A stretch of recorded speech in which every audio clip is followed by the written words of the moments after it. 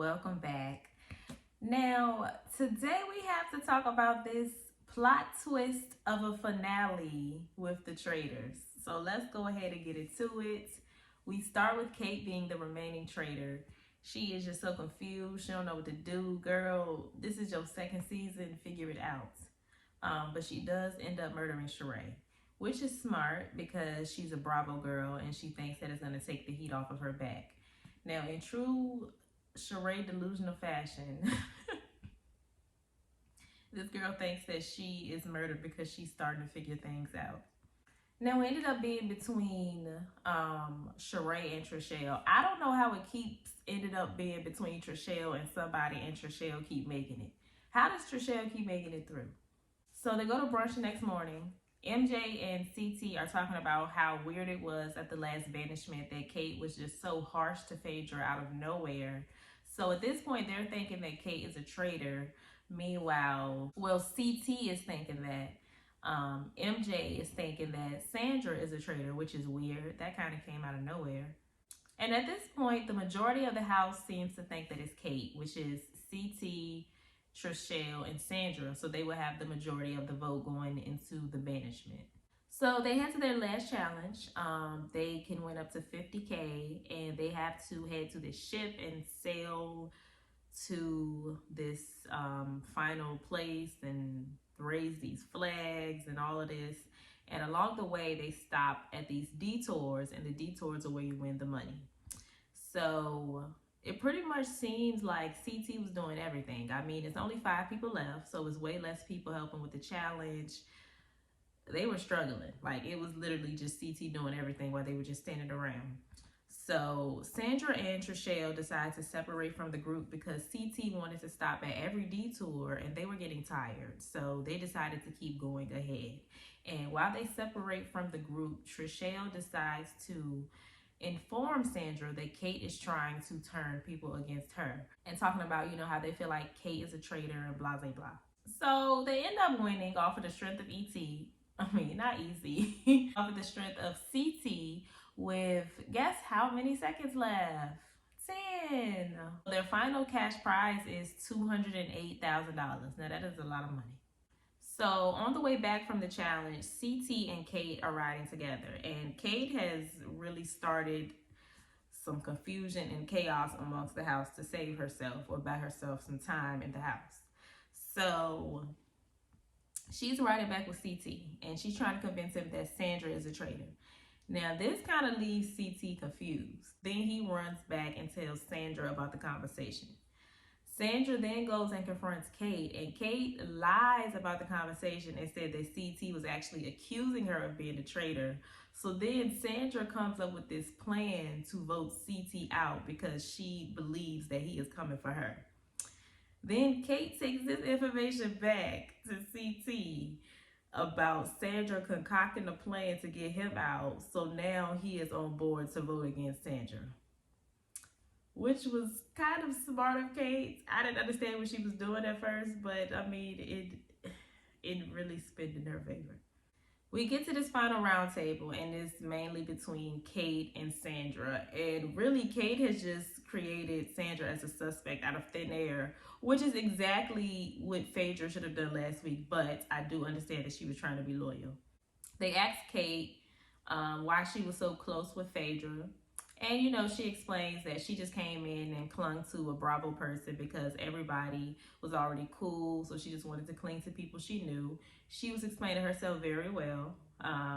She did what she was supposed to do, in my opinion, to an extent. And we'll get to that later. Now, MJ calls Sandra out because Sandra also spent a lot of time with Phaedra. But Sandra explains that she was pretty much doing that for protection. CT calls out Sandra because, of course, of what Kate told him, that she came up with this plan to vote him out. But then Sandra explains that it all came from Kate. Now, 1 + 1 = 2. At this point, everyone should have realized that Kate was just going around planting bugs to save herself. But, Trishelle caught it, but CT didn't catch it. MJ didn't catch it. Of course, Kate wasn't gonna catch it, but it was just like, how did nobody see? It was just clear as day that Kate was a traitor. Not because I knew, but it was just like all of a sudden this doubt between CT and Sandra come out of nowhere and everybody's talking to Kate. What? But everybody's believing something happened that didn't happen that Kate told them. Like, come on now. MJ is really just another charade to me. You know, she don't really know what's going on. Somebody tell her what to do. She just gonna go along with it. She ain't gonna question it. She just believe the first thing she hear. So they get to voting. Sandra is voted out. Everyone ends up voting for Sandra, Trishelle included, just because she wanted to go with the majority. Of course, Sandra is not a traitor. So they get to either banish again or in the game if they believe that everyone remaining in the game is a faithful. Now they head to this fire pit, and this is where the game ends. So at this point, they are either voting to end game or continue to vote. And Alan takes whatever coin they choose and he throws them into the fire. If they turn green, they want to end game. If it turns red, they want to keep voting. Everyone voted to keep voting except Kate. Now this is where I say Kate was playing smart up until here, because obviously there was still a traitor in the house because Sheree had just been murdered. Obviously there's a traitor still in the house. So that's kind of where she told on herself, in my opinion. She should have voted to keep voting.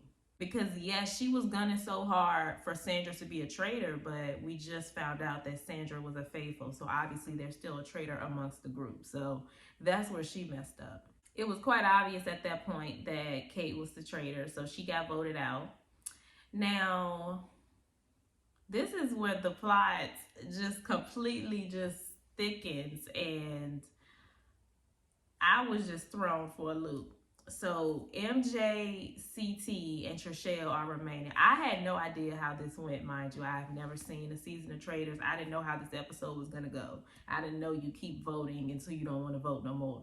I thought it was only like 2 banishments left, and whoever was left is, if it's a traitor left, they got it. If it's faithfuls left, then they all split it. I didn't know that was this how.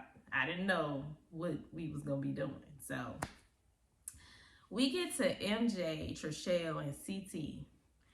And they get to keep voting, you know, until they want to stop, or until it's down to 2 people, because obviously they're going to vote for each other. So we're down to 3. And at this point, it was pretty much known that these 3 were faithfuls. They've been sticking together, you know, they're known faithfuls or whatever. Alan collects the coins and throws them in the pit. MJ was the only person who voted to end game. And MJ was gagged. And so was I.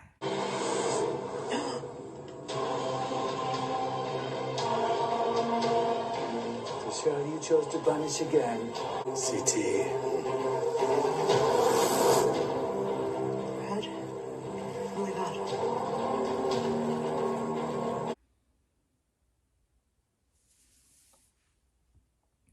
So if one person votes to keep voting, y'all have to keep voting. It don't matter. If it's like 4 people that vote and 3 of them vote to end game and 1 vote to keep voting, y'all got to keep voting. Everyone has to agree to end game. So they have to keep voting. CT votes for MJ. MJ votes for Trishelle. And Trishelle votes for CT. So everybody voted for each other. Everybody got 1 vote. I am like, y'all, I didn't know what was going on. Like, I was I was so confused. Like, this was a crazy finale. I don't know if they did all this for dramatic effect. I don't know what. I was just so confused. Okay. So they had to talk it out a little bit. So Trishelle thought that CT was a traitor because he randomly switched his mind to Sandra at the last minute. And then also she was still upset about the torch situation, which, girl, get over it. So at first, I was with the audience. I saw everything on Twitter. I thought that they were all doing this on purpose to vote more people out so they could split the money between less people. That's what I thought they was doing at first. until everybody voted for somebody completely different. And then I was like, oh, wait, well, these people really just don't trust each other, huh? Because if MJ had voted for CT, he would have been out. So I don't think that CT and Trishelle had this plan that y'all thought they had. I mean, I know I'm jumping ahead a little bit, so let's just go ahead and get into it. So they vote again, and basically the votes are the same except for Trishelle, and she ends up voting for MJ this time. So MJ is out. CT and Trishelle win. They end up splitting the money. And everybody and their mama on Twitter thought that it was a scheme that CT and Trishelle set up so MJ could come to us with the BS. But I really don't think that way, because MJ could have easily like poked a hole in that plan. I just genuinely think that Trishelle was kind of confused when he switched to voting for Sandra out of Kate out of nowhere, because it was just so blatantly obvious that Kate was a traitor. But yeah, not really happy about the winners. I mean, I guess I'm okay with CT, but Trishelle, I could really care less. I feel like she should have been gone. I don't understand how she made it so far. Can't stand her. But the finale was pretty good. That ending got me. I know MJ's shocked face, that is gonna forever be a meme. And when I tell y'all I had the same face, like, I was like, no way they think it's still a traitor. Like, these people are just getting greedy. Like, I still think there is some truth to that. But like I said, if that were the case, I don't get why they didn't just vote MJ out the first time. You know, because MJ could have easily voted for CT. So I don't know. I see both sides. I don't know. Y'all let me know what y'all think in the comments down below. Stay happy, healthy, and all of that good stuff. And I will see y'all in my next video. Bye.